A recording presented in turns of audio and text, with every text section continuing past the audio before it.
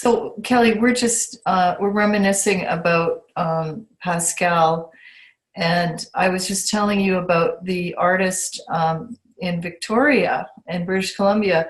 She just had a one room, and she was eccentric, like absolutely eccentric. And she had all these animals that were not normal pets. Like she had, a monkey and hamsters and rats and I can't even remember. It was just really unusual pets that weren't normal pets. It was as if she could, like, her friends were the animal kingdom, and she was just isolating herself in her art. And her cottage, it's just a one bedroom. She had such little space in this little cottage that she had to hang her paintings on the ceiling, and they've preserved this as a museum in Victoria. And we were talking about Pascal, I was reminded of this artist, and I was just thinking the beauty of this conversation is Pascal's alive, right? He's still with us. And he's still working. It's crazy. And what was that you said earlier to me about he doesn't even know if he's any good, like at painting or sculpting? Right. He says to me, I don't know if I'm any good. I paint, I have to paint. I don't know if I'm any good, but that's okay, because then I can always get better.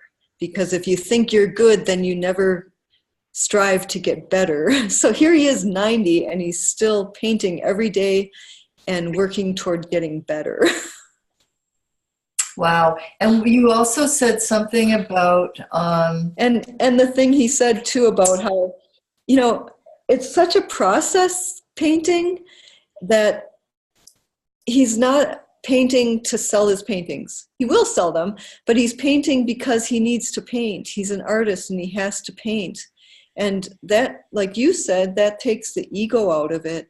And it's just then the pure process of it. And the energy really comes through then. You can really feel that vibrance. Mm-hmm. Wow. So it's all about the process, not about the end product. Yep. Wow. And, of course, we haven't mentioned this yet, but you're an artist, so you understand that. Yeah, I've done a lot of process painting. For me, I used to do a lot of oil paintings on one hand, and then I would do tempera and watercolor process painting on the other. And now, after years of doing that, it's kind of blended, but I still like to approach a painting not as thinking of the product. Even if I have something in mind that I want to paint, for me, it's still the process of the creation. Wow. So wouldn't that be a lovely way to go through life? Not have the end in mind, just be in the process. Yes. I could sure learn from Pascal to just, not be in my ego, just be in the process of my day, right? And right. We have so many agendas and, ego bruises, misunderstandings or whatever. But if we really just plant both our feet and do our day in the process of the day, in the now, wow, we could have a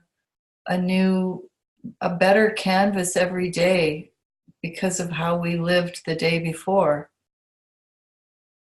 Anyway. Yeah. I like that. That's a practice. Yeah. Well, what a poetic life he's had, and he's still going. He's probably got another, decade in him. And I think that's what he says. He says everybody in his family lived to be in their hundreds, and he expects to. Well, this is perfect. What great news. Oh, it makes me very happy to have that thought for him. Okay, Kelly, well, thank you very much for having a quick little 5-minute conversation here about Pascal. And let's let's hope that we get way more than you have and that you anticipate, so that he can live the next part of his life out in joy and amazement. Thank you, Dana. Oh, you're so welcome, Kelly. So we're going to stay in touch, and we're going to keep track of Pascal's life and celebrate him and his beautiful gifts. Oh, I like that idea. Thank you. Oh, I like it too. Okay, well, everyone, thank you very much for donating, and we are going to hold Pascal in our hearts.